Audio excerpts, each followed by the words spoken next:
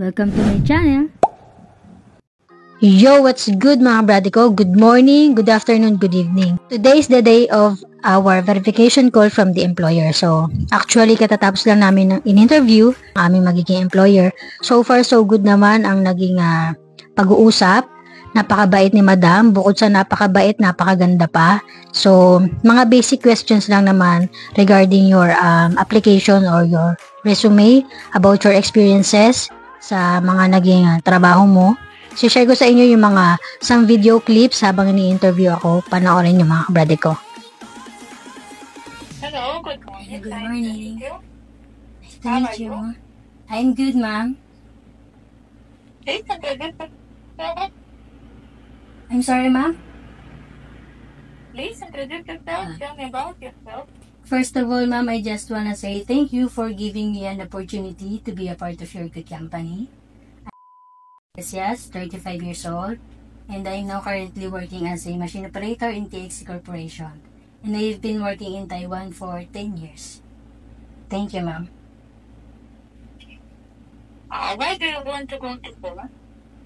I want to go to Poland to gain more knowledge, new skills, and also to continue providing the needs of my family. Are you ready to work in the house? Are you ready to work all day and shift? Yes, ma'am. I'm ready. Do you know how to use the computer? Yes, ma'am, because we are also using computer here in our company.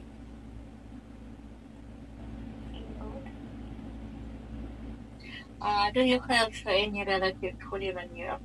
No, ma'am. I don't have. Tell me about your family. Are you married or single? Okay. So thank you for your time. Have a nice day. Thank- Do you be glad to see in Poland? Thank you so much, ma'am. Thank you. Bye-bye. Bye. So yun mga kabrade ko, yan yung aking one-on-one interview with the employer. Kahit paano meron na po kayong idea sa mga magiging questions na inyong magiging employer sa Poland. Please do like and share this video po.